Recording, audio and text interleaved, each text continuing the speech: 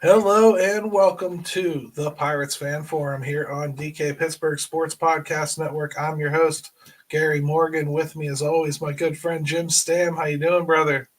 Good, man. A little Friday action on this Pirates fan forum. We're switching it up for Yeah, this week because we have a very special guest. So, absolutely. And before we get off to him, let me just say Happy Veterans Day to everybody out there. I would start naming all the vets who've been on this show, but I would inevitably miss somebody and tick you off. So I'm not going to do that. So if you served and you've been on the show, thank you. We appreciate you. and Eric is one of them. That's So, right. thank There you. you go. Welcome. It's my My pleasure. my favorite one's my dad, but I'm partial. So let's introduce our guest today, though. We have pitching on the mind, Jim. I think it's fair to say we have been pitching obsessed on this show for a minute, and we really want to understand more about how pitching is developed, protected, improved. And so, to help, we're happy to welcome to the show Eric Minshall. He's a former Pirates minor league pitching coach and currently from the Ohio Baseball Science Academy. Eric, say hello. It's been too long, my friend. It's been a couple of years, but thanks for having me back on. I'm really honored. It's a pleasure. Oh, it's going to be awesome to have you. I think people are going to learn from this whether they wanted to or not. That's the best way to learn, Jim, is when you just Shanghai people into doing it. Yeah, But and then you just relentlessly pound them with questions. So, right, like you make it out like it's going to be fun, and then you just teach them for an hour. It's going to be awesome. Well, we'll see what we wait. can do. We can see what we can do. So, Eric, let's start by basically qualifying you a little bit, and in that, tell us a little bit about the Ohio Baseball Science Academy, why it and places like it exist. Well, there's a need. I mean, there's a lot of technology out there now, and several years ago, I started an academy, doing a lot of lessons, just almost traditionally, kind of what you see a lot of out there still today. And I really made a shift in focus while I was a college pitching coach, and a lot of newer technology was coming out. Rep Soda was new. We were starting to really start to dive into more data that we were hearing about and things like that. So we just kind of wanted to go that route. And I really transitioned to the Ohio Baseball Science Academy. We rebranded ourselves because it became prevalent. There was a majority of colleges started using technology, some high schools, but really the pro teams were really diving head first into technology. And, kind of looking back, even though that was only, let's say, 6-7 years ago in its infancy and how much it's boomed now, I'm really glad we made that move. Because we use it every day in some form or fashion, in development, whether it be skill acquisition, pitch design, human performance. It's been quite a ride so far, and I don't know if we're going to see what the end is going to look like, because it's really taken some awesome turns here in the last 2 years. It's great to hear about it, and I'm excited to pick your brain. We're going to do that in the live chat here while we're on. Please pop any questions you have for Eric in there. He's not shy, and he's not afraid to answer, or at least try to answer anything. Or if you have some conspiracy theory you want him to debunk, please bring it to the table. We'll talk about it. I've got a list of questions. Jim's got a list of questions. We've already got some from our listeners. Let's get started. Eric, why is it okay for players to go outside of their team looking for help to a place like you? It's been done forever. When you think about it, it's just now social media. It shows up. I can't tell you how many guys that I know, guys that I grew up with. I was very fortunate to go to Archbishop Moeller High School, where Barry Larkin's from, Ken Griffey Jr.'s from, the Bell family. I mean, goes on and on and on. I mean, there's been like 5 or 6 guys in the big leagues the last few years. Brent Suter, Moeller High School guy. A lot of those guys, going back, had their hitting guy at home, and a lot of times it was your dad, but they had a guy, and it was just never really publicized until really, now that you've got Twitter and Instagram and things like that, and so and so went to go see his hitting guru or his pitching guru, and what's wrong? Well, nothing's wrong. I mean, it's been done since probably the beginning of time. I mean, somebody taught Ted Williams how to hit, right? I mean, it wasn't probably self-taught, and somebody helped him along the way, and that might have been his guy for all we know. I just assumed with him it was God, but I mean, Probably, yeah. The initials were probably God. Yeah. I mean, yeah, might not have been my best example, but I'm saying somebody taught you, and right. that's the guy that you have connection and confidence with. Is a lot of times you go back to that just for that pat on the back and that reassurance. It's not always, oh, he found something wrong with my swing that this other guy didn't. But as coaches, we're servants too. We have to remember that it's not about us. It's all about the player. So you really do need to embrace as best that you can that you don't know everything.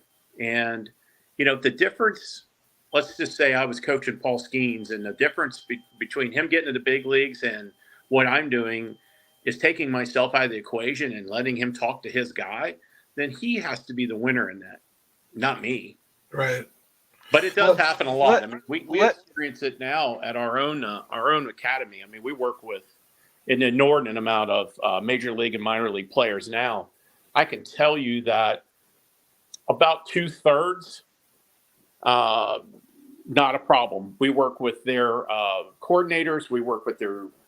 We talk to, a lot of people. We talk to coaches, AGMs. We talk to a lot of people that are involved, and get a copy of their player development plan, discuss ad nauseum, here's what we want to do. Here's how we're going to fix something. Sorry, I had to unplug something there. But other teams, it's a problem still. And we actually have agreements with 4 large sports agencies, and we work with their players. And we've signed some agreements with some players that we'll never post any of anything we do with them on social media. God bless the places that do. And maybe they have agreements too where they can't post to everybody, but there's certain people that we can't post ever. And we let the other people in the academy know that, you can talk to the guys, you can whatever, but you can't take a picture with them. You can't show what they're doing here because their organization, it has to have a stranglehold on the player. And that's a shame, but listen, it's not that many. It's not, not like it's, do teams need to know? Is it a courtesy of the player to tell them, or do they say, no, you need to tell us if you're going, outside the organization? Are they concerned that players might get, linked up with someone that they don't want teaching them, or assisting them? That's a great point. From my experience,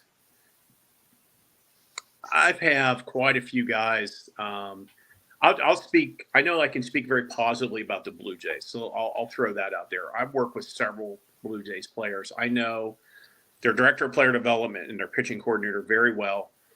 Got to know them even better last year, and we have quite a few of their guys at our place. Seamless operation, seamless. From when we're starting throwing programs, what we're working on, what we're doing in the weight room, what we want them to do when they ramp up, when they're throwing off the mound, to the point, what do we want their pitches to look like? What matters to the Blue Jays? A blueprint, so to speak. And we follow that and check in regularly. And it's always an open, great conversation. There's really never been a lot of disagreement. If you're really good in this business, there shouldn't be, honestly. You should be able to come to a pretty close, quick agreement on a plan. But again, then there's other teams that it hasn't happened to me that I know of, but I have talked with a lot of coordinators where they're like, I'm glad he's coming to you and not, or he was working with this guy, before, and he was telling him some things that, we're like, oh boy, I hate to hear that. That could potentially cause an injury. So, and that's the thing, like, cause if you follow this stuff, there's a lot of stuff out there, and some of it's a little bit crazy or a little bit, you could use the word junk science or just guys trying to reinvent the wheel. And I would think, at least from a team standpoint, you would want to make sure that they are finding the right people. And so that's where that question came from. Yeah. And in our business, so I get called a lot about, do you know this guy? Do you know anything about this dude? We're thinking about interviewing a guy, blah, blah, blah.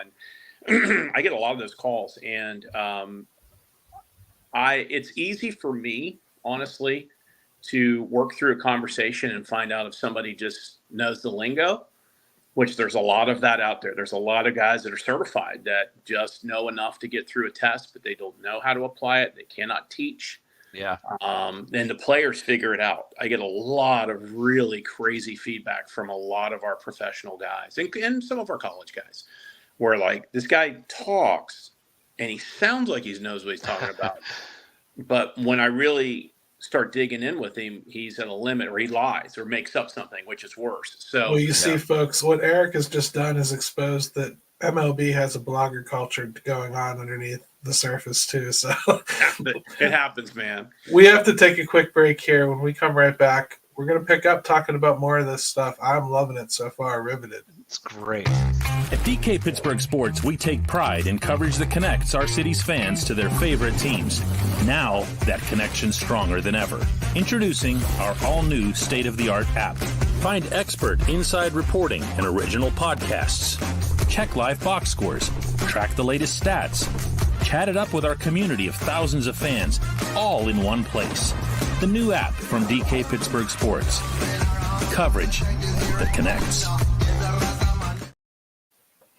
All right, and we're back to the Pirates Fan Forum here on DK Pittsburgh Sports Podcast Network.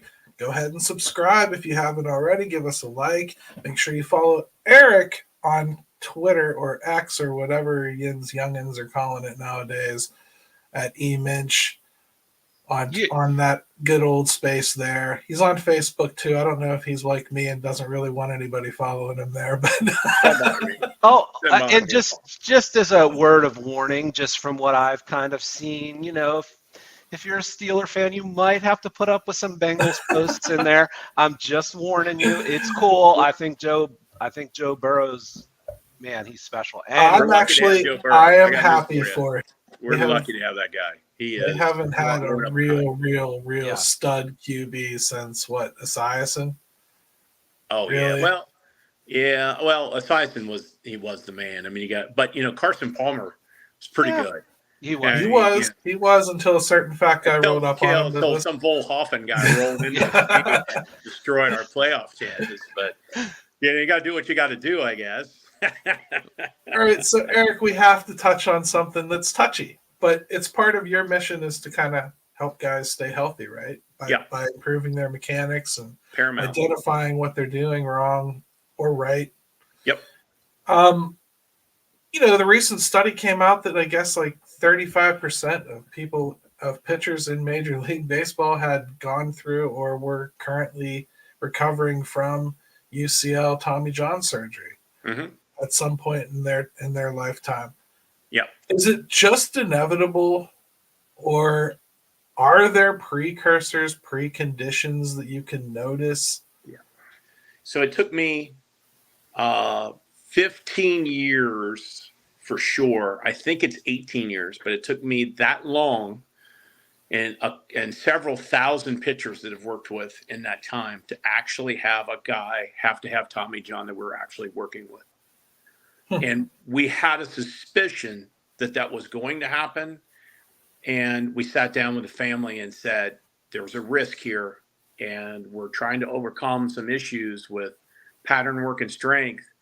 And he ended up having a partial tear. And it made me sick to think that one of the guys we were working with actually was. But, if you do it long enough, you're going to have a guy. Should it be that number? My personal take on that is that I would say the vast majority of those are preventable. And the more that we dig into this, the more studies that we do, the more we realize, and again, the studies are coming out that these injuries are coming during spring training, really. So that means your ramp up was poor. So your ability to train yourself in the off season and build up your arm, and not only build up your arm. People talk about strength, but it's also building up your capacity, but it's also building up your resistance, your body's ability to accept that force and recover. That's not being done at a great scale. It's insane with the investment that pitching is. I mean, Jim, what were you going to say? No, like as he's talking, I'm sitting here and I'm thinking, oh my goodness, when do these injuries occur, and how come I've never paid attention to that? Mm-hmm. You know, and is that being charted across levels? You know, with guys, and you know, is it early in the season? Is it in spring training? Is it just out? When? And so like. Yeah, I can see where that is something that's really noteworthy. It's a lot of people like to blame the organizations, and I got to be honest with you. As I've looked through throwing programs, as I've talked to more and more organizations, it still comes down to the player doing what's required. You would be surprised at the number of professional minor league players. The big leaguers are a little bit better about this because there's so much more at risk, but the number of minor league guys that are not able or willing to follow their program. Now, some are, don't get me wrong. Obviously, even with 35%, it still means 65% are absolutely killing it. And it doesn't mean the 35% are not doing what they're asked. Because there are other factors. You might just have thin ligaments. You might have, there's genetics, right? Yeah, there might be a problem that's unaware. I've years and years ago, I met a kid that had Tommy John. That there was nothing wrong with the ligament. It was pulling apart his bone. The only way to fix it was to do Tommy John surgery. So, those are special cases. I mean, that's an X amount of percent of that 35%. So, but what we do find on a regular basis is that it's preventable, and it's not. It's a pie of things the pie is different for every guy. Sometimes it's his genetics. Sometimes there's physiology issues. Sometimes there's preparation issues. Sometimes there are mechanical issues. But the same things always keep seeming to pop up. And you got to remember, these minor league guys are working their butt off in the off season, trying to make a buck, trying to pay off all those bills from the summer. I mean, because it wasn't just till recently that they were being paid better, right? So then they go train. They're exhausted while they're training. I mean, I watch all this in front of me. I see it all the time. So they're tired. They don't sleep well. They don't eat right. I mean, it's hard. It's hard to do all of those things and prepare for spring training, and then compete in spring training so you don't get cut in spring training. So what do you attribute your success to there with not having those injuries crop up with people you're working with? I'd have to imagine if you had a system developed that you could patent, that you'd be calling us from like a gold limousine instead of your house. Well, I wish that were true, but I got to be honest with you. I have invented a few things in the pitching realm, I should say. I mean, whatever. But Ron Wolforth always tells me we didn't invent pitching, Eric. And I agree, we didn't. But we've all made it better. So, from a culmination of paying attention to what Eric Cressy does, what Randy Sullivan does, what Ron Wolforth's doing down at the ranch, what Driveline is doing, Kyle Bodie's crew, and I'm leaving guys out, P3 St. Louis and PRP in Indianapolis, what we're doing, Tread Athletics. Between all of us having a real big grab of a majority of guys. Yeah. Don Cooper, that used to be a pitching coach for the White Sox, told me a long time ago that our bullpen is the best laboratory in the world. But by us being able to grab literally between those places I just named, there's several thousand players, okay, at high school, college, and pro levels. We're able to see what works and what doesn't. And we're able to formulate over years going, now, it's not necessarily you follow 1, 2, 3, 4, 5, 6 for everybody, because everybody is different. And we always say your routine better not look. So whatever routine you have on game 1, better not look like that at game 162, because you need to listen to your body. But we are getting so much more into the body, how it moves, and we're able to track those things. We're able to, use scans. We're able to use software that tracks how you move. So we use pulses now that track throws. So we know what kind of stress is being put at on your arm on a daily basis that we can track. And then we can also track your sleep. We can also track your nutrition. We can also track your days off. So now the gap is closing onto where if you have a Tommy John, it needs to be a damn surprise. We literally, we work with a kid who actually just got hurt. It's not a pitching injury. He chunked a golf club and snapped his UCL.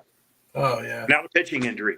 We were getting ready to see him this fall. We haven't seen him since the spring. And he called me and said, I'm not coming in. And I was like, why? What happened? He was messing around in golf and chunked a club and snapped his UCL. So again, those things need to fall into that little 1% bucket over here. But at our facility, and to answer your question, is we track everything. We do a functional movement screen. We know what's tight on a player. We know what's too loose. We know what's not too strong. We know all of those things. I mean, none of our guys are. I mean, it's kind of funny. You walk in our place, our mounds aren't even being used because it's not that time of year. Our guys really aren't throwing. They're in our performance center, getting bigger, stronger, more flexible, more mobile. All those things to go into pitching, and it's crazy. Jim, I can almost see you screaming inside your head, like, why aren't major league teams doing this same kind of research then? Or right? I wouldn't say they're not. I can tell you when I was with the Pirates, we did about 80% of that. We had a great performance center. We had great staff. Now, when I was there, and it's not this way now, but just remember that we weren't allowed to talk to other departments. Okay, so if I asked for a functional movement screen on Colin Selby, that wasn't going to happen. But I had to rely on my years of experience, and I could tell how he was moving. I could do some certain things with him, and I knew what he needed to do. And he was a great story. I mean, I believe he was a Division III draft pick. I had him extended. He was doing okay. We got him in the performance center, myself and our assistant pitching coordinator at the time. And we really, really poured into that kid. And he went to Greensboro. And here's a kid that was upper 80s, 90, maybe low 90s. I don't think he was throwing very hard. Next thing you know, he's throwing 94, 96 with better stuff because of the performance center. And that was a Pirate thing. And that was something they allowed us to use. Even though we weren't all allowed to talk to each other, those things were still being done. They had to weigh in every day. They had to count their calories. They were given certain food. They were making sure they got sleep. You know, our workout routines were laid out such that it was important based on what the strength team did with them, that they had to help them get better. We really took it upon ourselves to kind of help envelope all that. Crazy. Jim, your turn, buddy. Yeah. Well, I've got 10 things I want to ask, but I'll ask something for just the fan out there that is going to say, okay, we've got all this information and we are doing all these things.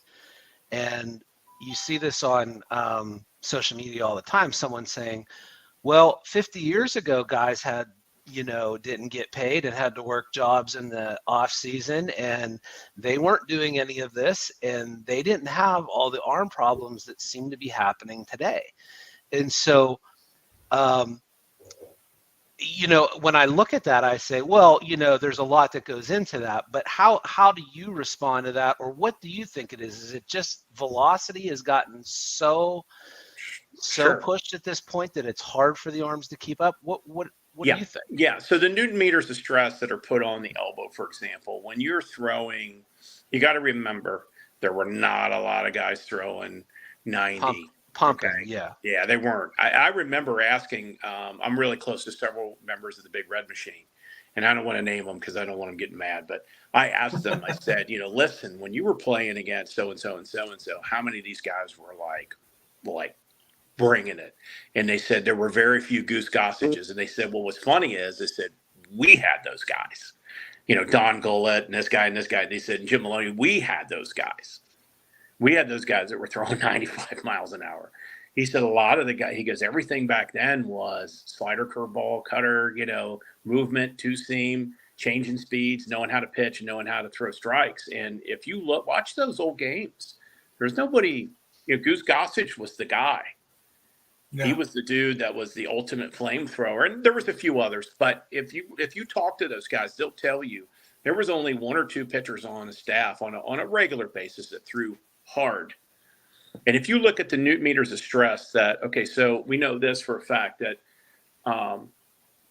Aroldis Chapman at 103 miles an hour has 96 to 98 newton meters of stress on the elbow. So at 80, 82 miles an hour, you may see 49 to 50 newton meters of stress on the elbow. So what that equates to is 98 newton meters of stress is the equivalent of taking a 45-pound weight and throwing it overhand as hard as you possibly can versus maybe a 20-pound weight. So think about, and listen, guys still got hurt back then. They just shut up about it. Or they put some liniment oil on it or drank beer. Literally, or dumped their elbow in ice and they just shut up and they were hurt. They were still pitching and playing. And a lot of guys I had a bum elbow when I retired, or I had a bum shoulder and I retired because they had rotator cuff surgery and they were gone.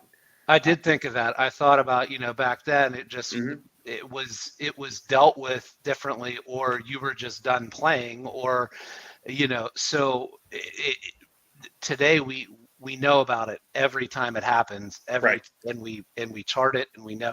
So there is I think a misconception back then that it wasn't happening. It was. We're highlighting it now. Before it was happening, we just didn't know how important it was.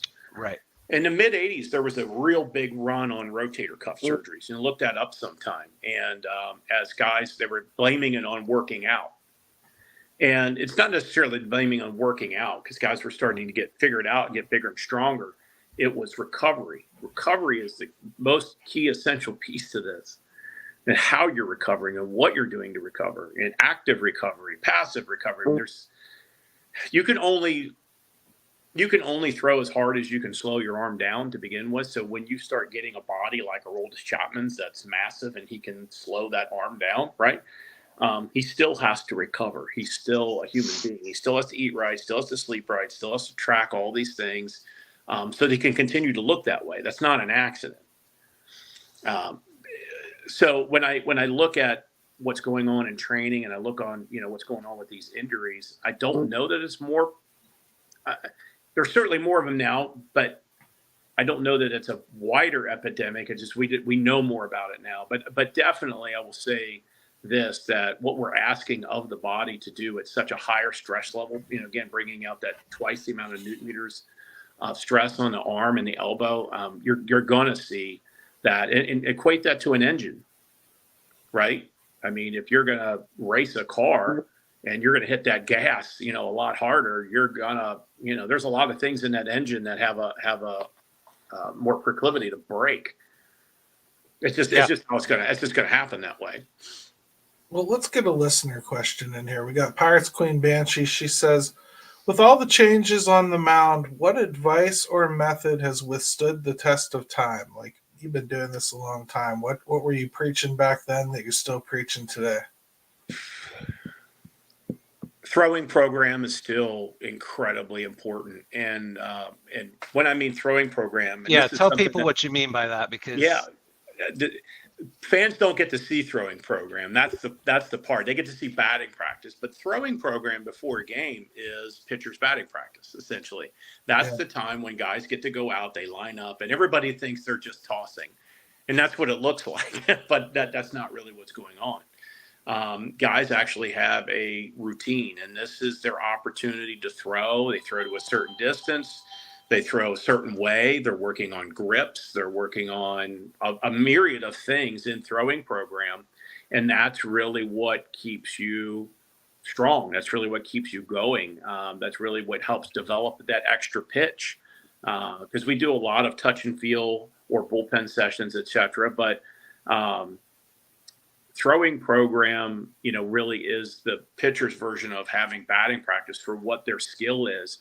And throwing program has really evolved past just tossing. We used to toss to warm up. Now we warm up to toss. And then we actually have catch play and throwing program. And that's where guys really get better, to the point where I, like, personally, still as a pitching coach working with a staff, our throwing program is really concise and it's really important, like, to the point. So if we've got guys that are trying to work on a slider, for example, I pair them up with the guy that has the best slider, because not only did they get to see shape and movement, but they get to converse with that guy. How did that look? How's that feel coming out of your hand? Of course I'm there, but feedback from another player is the best teaching that there is known. I mean, Roy Halladay, where did he get his cutter from? Mariano Rivera at the All-Star game, right? So there, we want to make sure that throwing program is their arena to where they can learn to succeed, fail, practice, laboratory, all those things in that day, and still preparing themselves for a game or recovering. Again, there's a lot of throwing involved in recovering, believe it or not. So preparing for your start, or preparing to, you pitched an inning in a game yesterday, you're going to have a light catch play today in preparation for tomorrow. And there's so much that goes into it, and it's sight unseen to the average fan, because they don't get to see that. So you're saying it's a bigger deal when somebody can't go that third day in a row out of the bullpen than just the manager being a sissy, right? Yeah. Here, let's get another question in here from Dave White. He says, will the pitch clock cause more injuries in the future because the pitchers have to pitch at a quicker pace? Again, recovery. So if you see this year, there was a lot of guys at the beginning of the year that were panting in between pitches because of the pace, unable to kind of take that breath and relax for a second and then go. You're seeing a lot more guys sweating and panting at the beginning of the year, and that was an adjustment. I saw it this year. I was a special assistant GM for Joliet, and that's one of the things that we didn't know was going to happen. A much quicker pace for a guy that doesn't pitch like that, and most guys didn't. They were like, man, I'm really tired.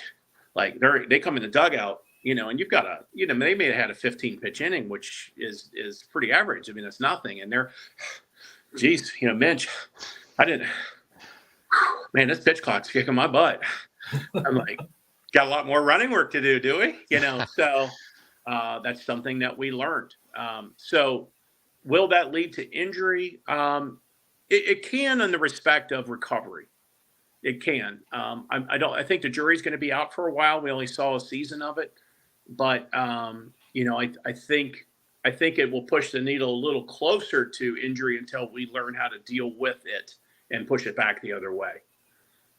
I mean, it's fair to say too, they've been running with it for a little while in the minors, so some of the guys, as they start to work their way up, they'll have more experience with that already, right? Yes, absolutely. And that was part of the discussion, even this year was, how are you kind of the starters had a much more difficult time than the relievers did, but it's still a factor. Yeah. Jim, we have to take one more break. When we come back, I'm still talking. I'm giving you the steering wheel. Let's ask him the next question from you. All right. At DK Pittsburgh Sports, we take pride in coverage that connects our city's fans to their favorite teams. Now, that connection's stronger than ever. Introducing our all-new state-of-the-art app. Find expert inside reporting and original podcasts. Check live box scores. Track the latest stats. Chat it up with our community of thousands of fans, all in one place. The new app from DK Pittsburgh Sports. Coverage that connects. All right, and we are back to the Pirates Fan Forum here on DK Pittsburgh Sports Podcast Network. Gary, Jim, and our special guest, Eric, with us. And Adam Yarkovsky just chimed in to say, this stuff is crazy interesting. Love it. So, Eric, thank you again for coming on. This is all perspective we never get to hear. It's awesome. No, Jim, take the floor, brother. Dude, I'm right with Yark on that one. Like, I wanted to come into this like a little bit of an open book and not have some of my, we all have preconceived notions about how things are done or why they're Sure. done or whatever. And so I guess the thing that I was thinking about is because there's been such a information overload sometimes, and you're dealing with young guys that maybe haven't had to deal with all that. And so how do you take those guys at that age, let's say they're just out of high school or in high school even maybe at this point, and because you don't want them overthinking, they still have to be able to just go out and naturally pitch. Sure.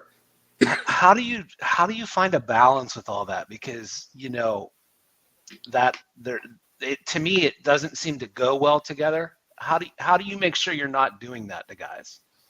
But that's an excellent question, and this let me give you this answer, and I have to give credit to a friend of mine, Connor Walsh, that pitched in the White Sox organization. He explained this to me 2 years ago, and it has helped my development as a coach, and it has helped now hundreds of kids, literally. There's logical pitchers and cerebral pitchers. Cerebral pitchers get themselves in trouble. Let me give you an example.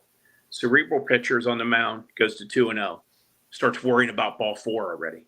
Oh my God, what's wrong? Is my arm in the right place? Am I doing this? Is my spin there? Oh, and next thing you know, it's ball 4. Then it's ball 8. Then it's ball 12. Now bases are loaded. Now I'm coming out, right? We got a problem, okay? Logical pitcher doesn't think that way at all. Logical pitcher, 2-0, because I got this guy right where I want him. 2-0, he's swinging. I'm going to throw this sinker right where I want it to. This guy's grounding out right now. Boom, and that's what happens because of the mentality. So we are really honing in on the mentality and the mental skills department to help these guys realize that during the game, you can't fix your mechanics mid-pitch. You can't. There's just so many things that you should not be worrying about. You should really be flipping the script and becoming more logical. You walk a guy, you know what? Guess what? I don't want that guy anyway. I want this guy. I'm going to embarrass him. I'm going to get weak contact and ground into a double play. That's actually more fun. And then that's what happens. It what's crazy is one of the guys that I think he may have just retired with the Pirates was Bear Bellamy. Bear Bellamy was one of the best I ever had at it. He refused to lose in his mind. You got a hit, you were lucky. You're lucky you got that because I made a great pitch. You scored a run, same thing. You're lucky because the next guy's getting his bat broken out of his hands. Versus the cerebral guy starts worrying and I got to put this pitch perfect, and you can't do that.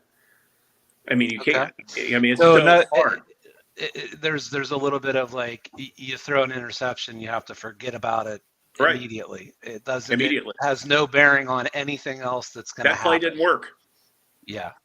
Right. I mean, I've heard some pitchers, veteran pitchers like Bob Walk, he likes to talk about this a lot. John Smoltz likes to talk about it a lot. They always had a pitch they called like their focus pitch. That was the one that could fix everything else. Right. So do you find that to be the way most pitchers develop? They end up having one that's kind of like their set point? There's numerous names for that. Your go-to pitch, we call it a reset pitch. Some guys that's, believe it or not, there's a lot of guys I have, their reset pitch is a changeup. And if you think about that, that makes sense because you have to stay through and on the ball longer. So let's say you're flying open a little bit and you're missing arm side and you're nearly hitting guys. If you have to stay on that changeup and bring it through and pronate and stay on it longer, it may reset you. It may help your brain remember, you know what? I got to stay all the way through this. I won't fly open.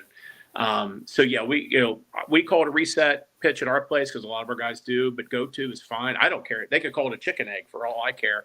As long as it takes you from 3-0 to 3-2 and gives you a fighting chance, you call it whatever you want. You can say, this is My Little Pony. I don't care. It's got to work for you. And if you think about what I just said, that go-to pitch is a pitch that you believe in. And if you can believe that you're going to throw a strike, chances are you will. I got to ask you a question that I think is going to be really hard for you. Okay. You have a perfectly moldable lump of clay. Yeah. This student will listen to everything you say. Anything you tell him to ingest, he's going to ingest. 12 boiled carrots for breakfast tomorrow? Yes, sir. Okay? Everything that you want. What's his pitch mix? What's the perfect pitch mix to give a pitcher? What would you do? 4-seam fastball that has a ton of induced vertical break, followed by a true 12-6 hammer, like very much like Kershaw, that separator. So it needs to look like a fastball through 50-ish feet and then breaks straight down. And a really solid changeup. And if you can get away with getting a little cutter in there as well, and I wouldn't do that with a real young guy because the amount of stress that's being put on your elbow to throw a cutter. Guys shouldn't throw cutters to. And I hope somebody hears this. Do not throw a cutter if you're a teenager or a 12-year-old or whatever. The stress is so high, it's unbelievable. Stay away from it. You don't need it.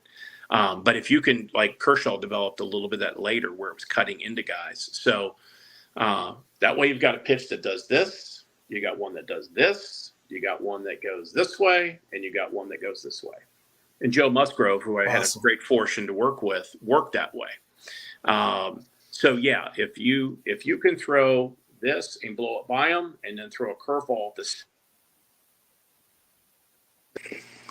off the same lane, and it goes like this, you're gonna get a lot of swing and miss, man. You're gonna get a lot of swing and miss.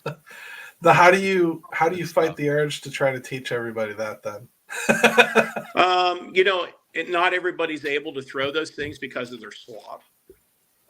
Not everybody can throw a curveball based on their slot. That's why a lot of guys go to a cutter or slider of some sort, which is really very close to being the same thing anyway, because they can't, depending on where their arm angle, depending on where your release is. I don't know if you guys can see this or not. Yeah, we can see. Am I going the wrong way? I don't think I have enough room here. But if your arm is, as this is your slot, you're coming through, more 12 o'clock, you can get underneath that ball and let it fly. But if you're way over here, it's really hard for you to get underneath and through that ball and get that true, backward spin. So you may have to adjust your pitch mix based on your arm slot. And then you get into tunneling and you get into a lot of things there. So it's pretty important. Let me ask you this. In the business you're in, do you guys only focus on, do you worry about what the hitter's doing at all? Because, the hitter has a ton of information too. I was watching something yesterday and it was Jose Canseco. Mm-hmm. And, I think people think he's a big dumb animal. And he was talking about all the information that you use as a hitter and knowing what guys want to throw on certain counts, and 2-2, I'm looking for this 76% of the time, and relying on that information. Do you guys look at it as we just have to worry about what we're doing on the pitching side and executing, or do you have to take that into account too? Hitting is so hard, number one, and guys are getting nastier, and your reaction time is getting shorter because of the velo, right? So the more we can locate and change speeds and I call it the filth factor, but add a lot of movement, you can know what's coming a lot and still fail. But to your point, the pitching was way ahead of the hitters and data and all this stuff for quite some time. But even when I was with the Pirates, we used a lot of advanced scouting. We were the only short season teams that did that, and it helped us make the playoffs that year because we dove into that. I knew what the other teams were doing. There was guys that just never swung first pitch, so we knew we could groove a 92-mile-an-hour fastball. He was not going to swing at it. And then there's guys that bait you that take first pitch until somebody's on base. They get somebody in runner scoring position. Yeah. They set you up, and you groove a fastball. Guess what? Run to score. So you have to know that. So hitting is still hard. I always believe that really good pitching defeats, good hitting. There's some guys. Listen, man. There's some guys they get so hot it doesn't matter. You could throw the world's best pitch. You could throw it off the top of the plate, and they'll freaking 4-iron it over the wall. There's guys that there's nothing you can do about it. But that hopefully will only be one guy in the lineup. Yeah. But it's starting to even out. I still think pitching has the advantage. I always say this: pitchers have 5 pitches, and hitters only have 1 swing. So. But there are things we look at. How close is he standing to the plate? Is he making adjustments in the box on when he's expecting a breaking ball? And you really need your co-quarterback, which is your catcher, to pay attention. If you've got a really good game caller and a guy back there that can observe what's going on, and he's working in sync with your with your pitcher, you should have an advantage to keep that to a minimum. And even watching the playoffs this year, people are like, oh my God, I can't believe the Rays is clobbered. Well, it's because everybody has so much information. And sometimes when you have better information and you can execute better, you can beat, Goliath, right? Right. Yeah. Let's get another listener question in here. We got one from Graves.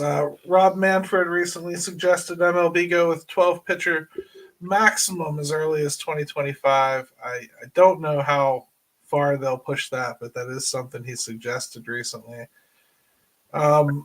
You guys focus on strengthening the core and improving movement, longevity, all that stuff. Mm-hmm. Analytics frowns on facing a lineup 3 times. Do you see them changing to 4-man rotations with more bullpen arms in the future, regardless of this rule change? Boy, that would be something. Just because, again, even 100 pitches of stress in a 4-man rotation, that's, there's a lot more stress on the arm, and you really need that recovery. I remember Trevor Bauer talking about he really wanted to go into a 4-man rotation, but not everybody's built like Trevor. I mean, these are still human beings. Right. Not everybody recovers the same. So that alone would be interesting. I was a big fan of that when I was a kid. I loved the 4-man rotation. With the days off, maybe you could. Maybe you have an all-staff day mixed in there. That's a great question. I don't exactly know how to answer that because I am a fan of the game too. I love seeing things that are different. So I'm not sure how that would work out, but.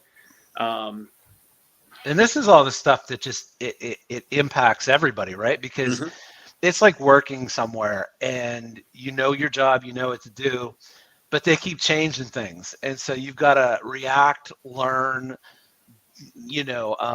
improvise on the fly, learn to be quick with taking in information. And so as baseball does all these things, and man, are we seeing changes in the game, right? With all the rule changes, you can't get complacent. That's for sure. You're going to need more options.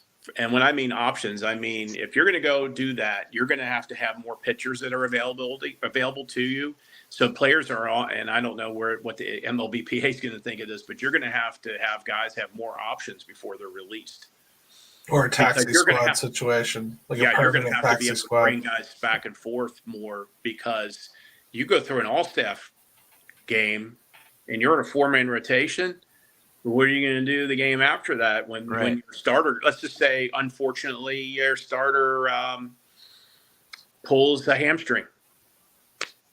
Covering a grounder, and it's happened, right? Well, we've already seen teams get in binds with 5-man rotations and the same thing, because how they're using their whole staff, 100%. And they do get in jams. Yeah, and it's not anything for a GM to get with the manager and the pitching coach and say, hey, here's what we got. We're a guy short.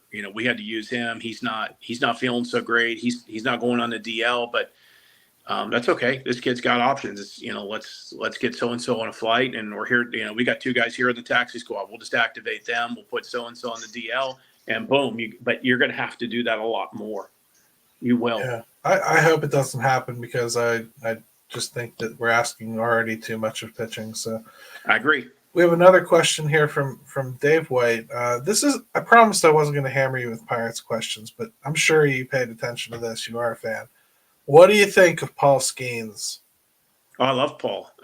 So right after he was drafted, I mean, obviously watched him play in the College World Series and, really a man amongst boys.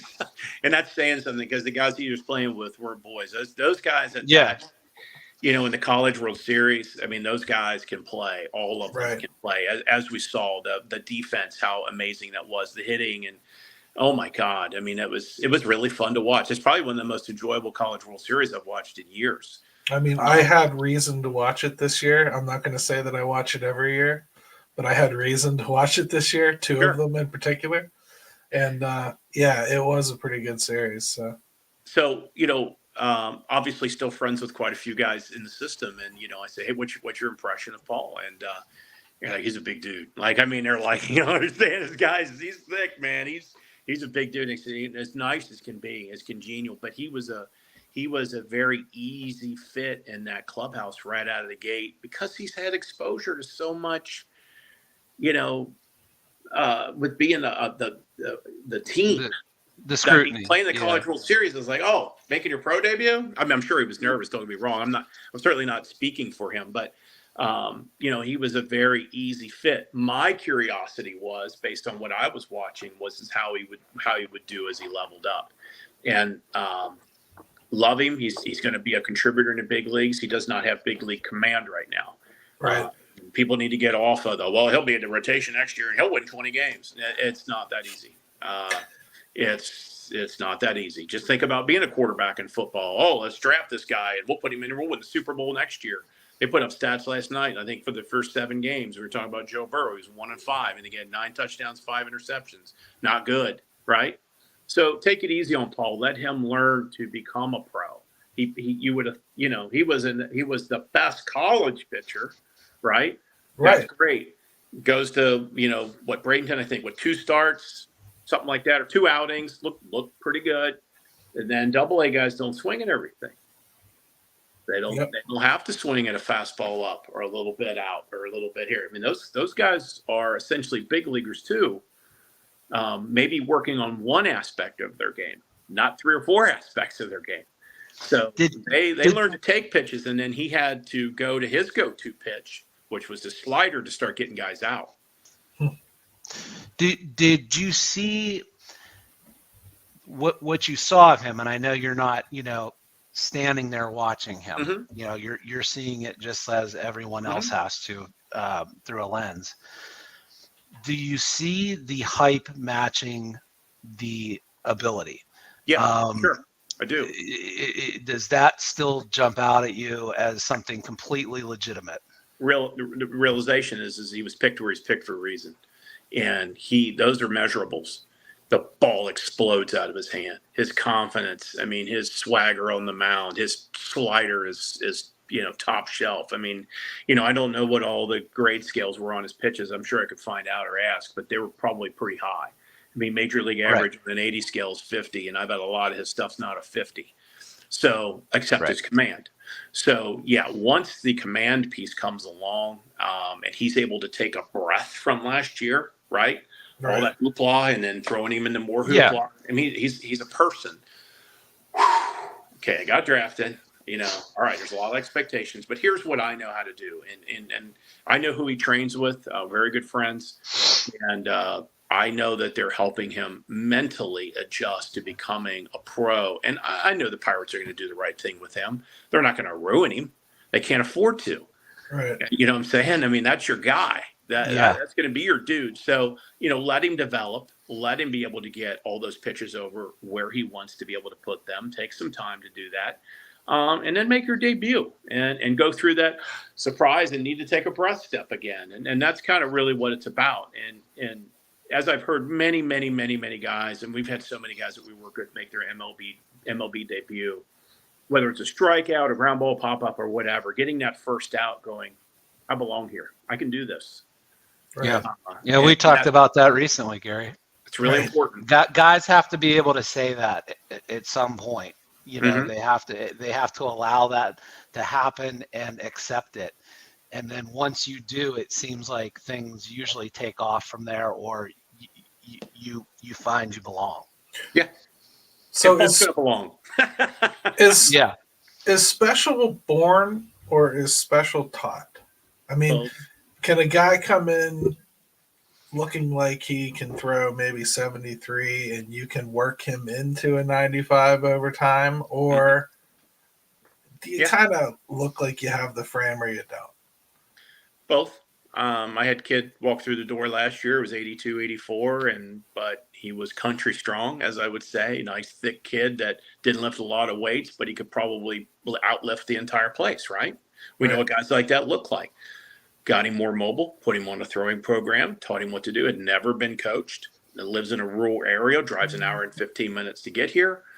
By the time we were done with him, he was throwing 94 miles an hour, and that was only the case of 4.5 months. Wow. So can it be done? Absolutely, it can be done. It can be done over and over and over again. When you kind of have a formula and really know what you're looking for, you can do it over and over again. But again, you have to do it the right way.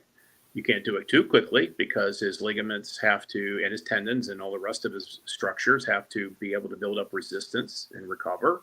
But yeah, we did it safely. And he's got to be moldable clay too. He's got to listen. Very coachable. Yeah. If you're not coachable, then there's nothing we can do with that. I mean, I can teach you everything under the sun, but if your response to everything I tell you is I know, well, you don't know. That's why I'm talking, and I know you don't know what I know. So yeah, we try to get away from that as quickly as possible.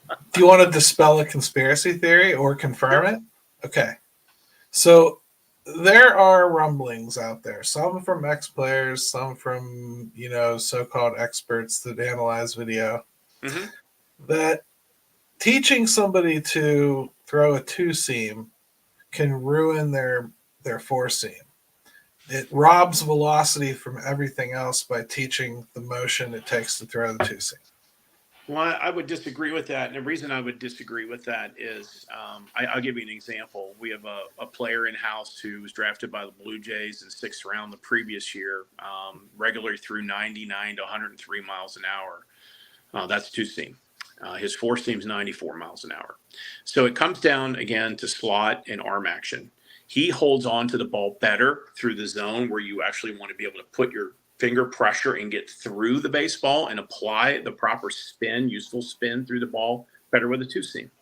Now, if you got a guy that had that real overhand slot that we were talking about that throws a really, really, really hard 99 mile an hour fastball four-seam, that's not a two-seam guy. You don't throw your two-seam from up here. Right. You throw your two-seam from. You have to get through. I can't.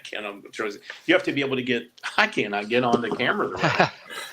You need to throw. You need to be able to get your two-seam. You need to be able to get through it a little bit in a little bit different fashion than you do a four-seam. So, but there are a lot of guys that are throwing both, and Mitch Keller's a guy who's throwing both. Sure, and absolutely. I feel like the two-seamer has helped him.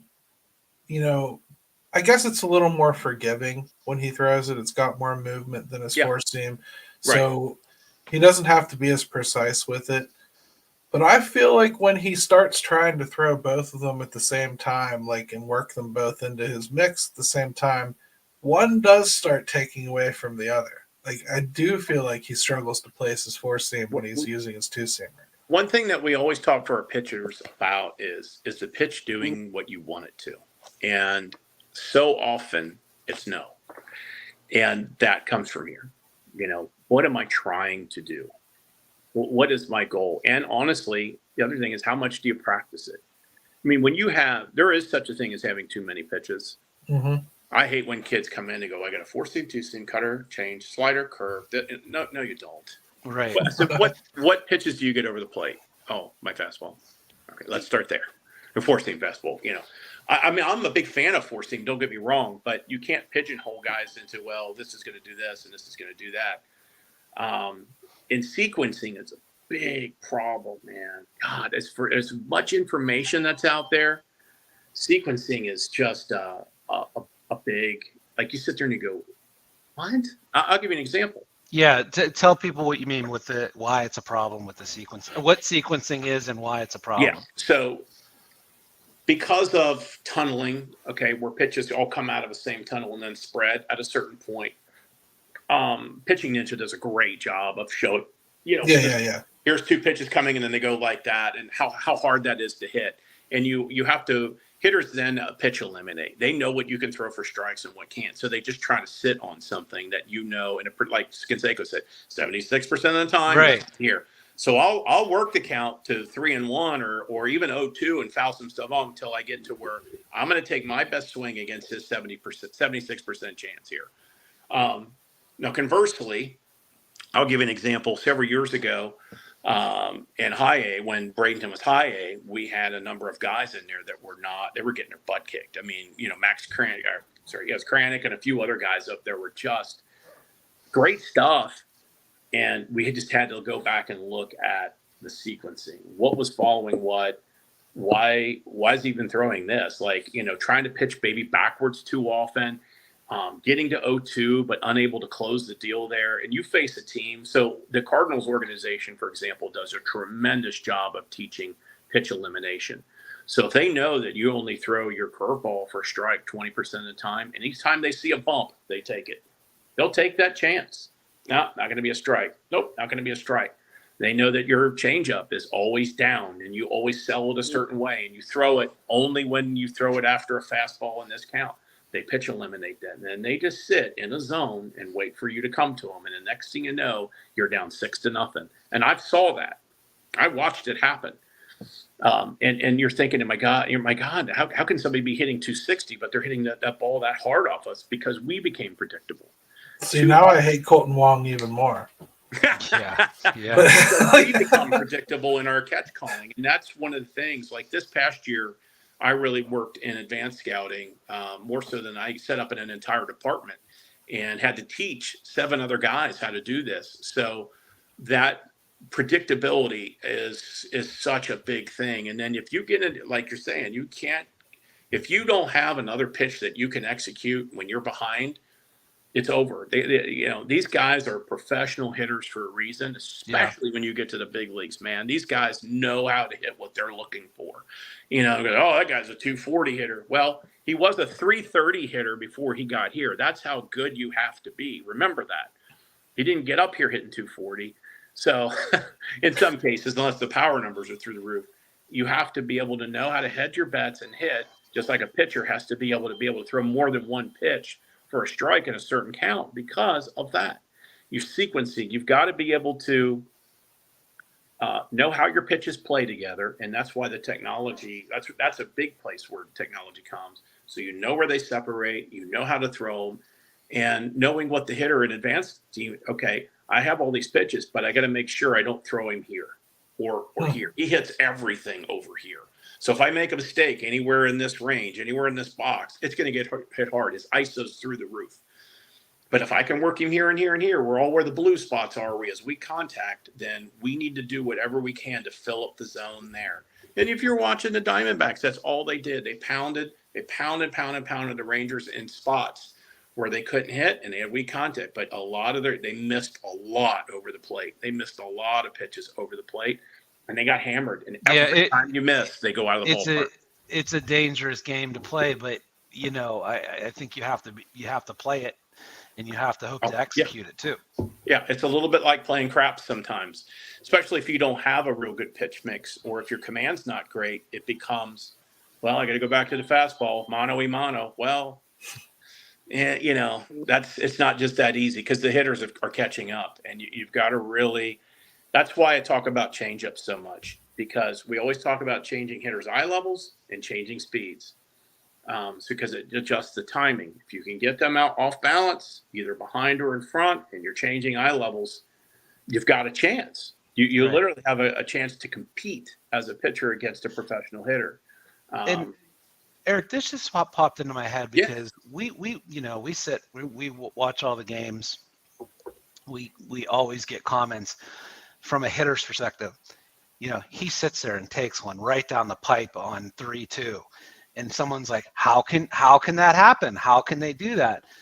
Is it just a matter of fact of this is the game that's being played, and they are just totally expecting something else, and you got them you've changed the sequence on them somehow. Is that what's going on right there a lot of times? A lot of times, yeah. Not always. Guys are still human beings, and the moment can get too big for them. It drives me nuts when I see runners on second and third, nobody out, and they take a fastball down the middle. I always yell out, "Not ready to hit," because he wasn't ready to hit. Right. He was thinking before he was hitting, and it drives me crazy. So, Right. as a coach, like when that, I'm like, oh, God, you're kidding. And then he swings the 2 sliders, right?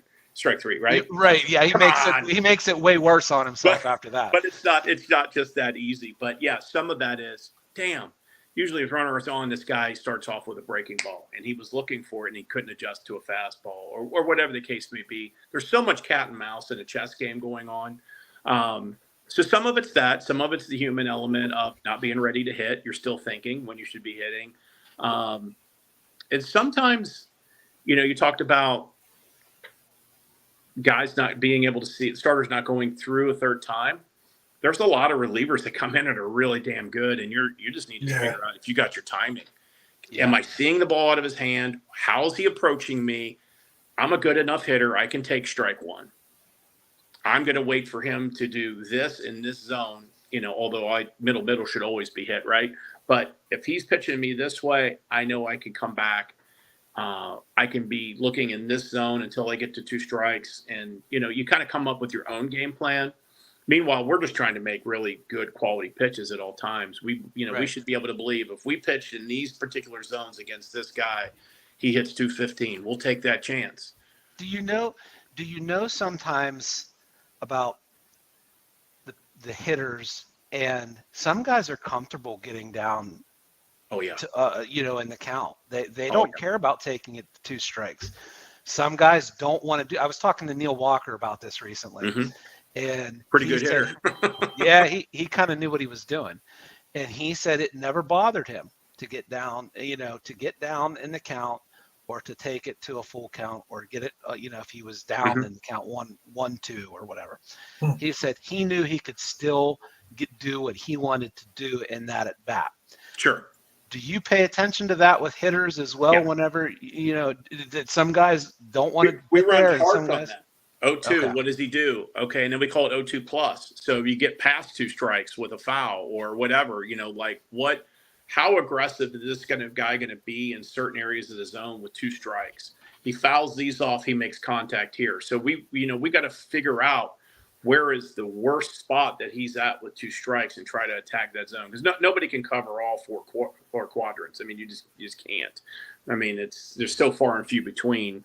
Usually they sign baseballs with HOF behind them when they can do that, right? Yeah. So the average guy is the guy we're talking about. Is how do I really approach this guy, and what is his approach with 2 strikes? Does he shorten up his swing? Is he a Joey Votto kind of guy that's looking just to, instead of, I think for Joey, it's make contact go the other way. Does that work for us? And are we pitching? So when he does that to 2 strikes, do we have to change our philosophy on how to attack him so we don't give him that pitch to just float? Yeah, you don't want to pitch to something he's looking to do in the first place. Right. Or, at that point in the at-bat. Yeah, right. And it's so funny. People were like, God, I can't believe Mike Maddox was yelling at Tommy Pham after he got picked off. I'm like, you'd be surprised what goes on during a game. There is many, many times where somebody has beaten one of our guys on a plan that we came up together with, doing that, laying the bat out there, hitting a floater, and not nice things are said on his way down to first base, and that's the cat and mouse game, and they smile and they know because they know what they did, and it's just part of the game. It's never personal. It doesn't really mean anything. But that's what makes the game great. I've made a few comments, and then after the game, we see guys in the tunnel, and you laugh about it, but it's never personal. But your best laid plans can go awry just from a mislocation.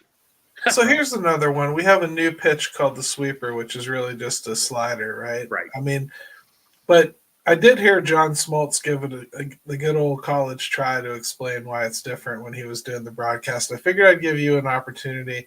And a part B to that question is, why do some pitches like a forkball go away forever and then all of a sudden come back because somebody comes over and has success with it from Asia? Sure. Well, The sweeper, ghost fork. It's got to have a cool name, right? Yeah, It's like gotta, a splitting and a ghost fork. fork, sweet. The Right. sweeper. Anyways.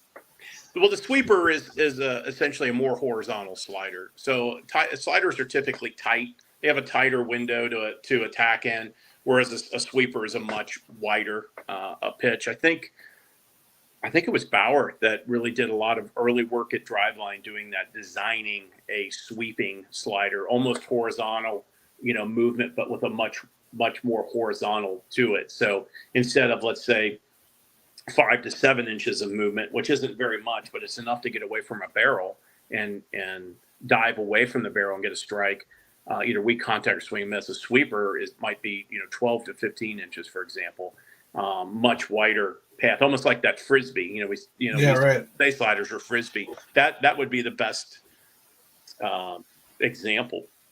Jeff Nelson. Remember, Jeff Nelson used to throw that. That was a sweeper. That wasn't a slider. That was a Kyle Crick. Very much so. Sweepers for sure. Yep. Versus a tighter, almost cutterish slider is different. So that's the main difference, is the metric behind the horizontal movement. I mean, that doesn't help StatCast because they can't tell the difference between any of them, right? They will. They'll figure it out. Eventually. So the forkball, though, it goes away. We're told here in America, we've been telling kids it's a dangerous pitch. The grip hurts your wrist and puts more strain on your forearm. But somebody comes over here from Asia and he's throwing it and he's being successful with it and it's got a cool name and kids like to do things they see. How many have already come in and asked you to teach it to them? Just a few. And again, once you spread your fingers like that, you can feel the tension in your wrist and you can also feel it right here. So those are the two key areas that we don't want hurt. I'm not saying don't throw it. I remember when Roger Craig really brought that to prominence with the Giants, and then everybody on the Giants threw it. And then all of a sudden every other team was trying to throw it. But for a while there, Mike Scott was one of his guys, I think, too. And he destroyed with Houston for that for a couple of years. Remember, they were checking balls like every other pitch because it was so nasty. I'm a big fan of the splitter that Roger Clemens threw off of a fastball. Talk about that plane. He threw a really good fastball down in the zone, and then the splitter went just like this underneath it. So you thought you were getting a fastball until about 54 feet, and then all of a sudden it wasn't there. I was just going to say, what I remember about Clemens when he threw that is it was so, the break was so late but so sharp that it made it so tough on a hitter. You were lucky to foul it off in the box. Lucky to do that. Yep. Jim, So you're going to get so sad. I'm a big fan of whatever works to get guys out. You know what I mean? But you also have to have the right slot to throw that. It can't just be, you just have to kind of investigate what works for you. Honestly, you have to know where your slot is. Can I throw this? I mean, if your slot is, again, I don't know how I can. Where's my arm? There we go. I can't. I don't know why I can't do this. No, you got it. We got it. A slot that's way over here, okay, and not up here. It's going to be really hard for you to throw a really good downward splitter forkball. Now, having said that, I threw a split from like 3/4, and I was able to get my hand cocked in a certain way. Instead of being just over the top, I was able to get my hand cocked a certain way to get my middle finger wrapped around it to where it almost became like it would knuckle almost. That thing was awesome. So that was pretty cool back in the day. But, I caught more than I pitched at that time. So the takeaway here is slot matters, and it matters a hell of a lot. Slot is huge in pitching. And I think that's where a lot of people that don't really know a lot about stuff about this. So, they teach the guy this pitch. Why do they don't do that? Why don't they do this? Well, because first of all, it's not that easy, and second of all, it all has to come down to what slot he has and how that works best for his delivery. Eric, this has been unbelievable. I'm going to upset Jim and end the show here, but I got to say thank you so much, man. This was great. I really hope that we do this again. And sure, you guys teach other things besides pitching there. There's catching theory, and we do. We got catchers. We do a little bit of hitting, and hitters just aren't my favorite. We got great hitting instructors, though. I love those guys. We got some pro guys that come in and teach, and they do a great job. But our Derek Johnson always says, be great at what you're good at. And we found out what we were good at, and we've become great at it. And we just love being a piece in these guys' puzzle. We don't take a lot of credit for success because we don't stand on the mound. I don't go out and do it for them. That's not going to happen. But we do like being a part of their puzzle and a part of their success story. And we're very happy to do that. I love it, man. Thank you so much. And Jim, you got any parting shots here? No, man. I think a lot of the times when you run into coaches, and in my experiences, the ones with less of an ego are the better ones that you're going to learn from and have more success with, and truly have your best interests at heart. And Eric, just talking to you, it seems like that's kind of your mentality with things, and I can see why that would be something that has led you to some success. So, well, I appreciate that. It's a matter of perspective, and it's not about me. It's about them. It's about the guy in front of me. So, man, this was awesome, dude. Awesome. Thanks for having me on. I really, really appreciate it. It was great to catch up with you guys. I appreciate it. I'd say my big takeaway from this whole thing is it's completely okay for players to seek help outside of the organization. It's a good thing. These aren't speakeasies. These are establishments that are meant to be attended and worked at. So there's nothing wrong when you hear your player going there. It doesn't mean your franchise is stupid. Yep. That's right. Without anything else to say, let's let our buddy Ben say goodbye to everybody. And good let's stuff, go Bucks. Eric. To everybody here, I'll say it. Thanks. Let's go Bucks.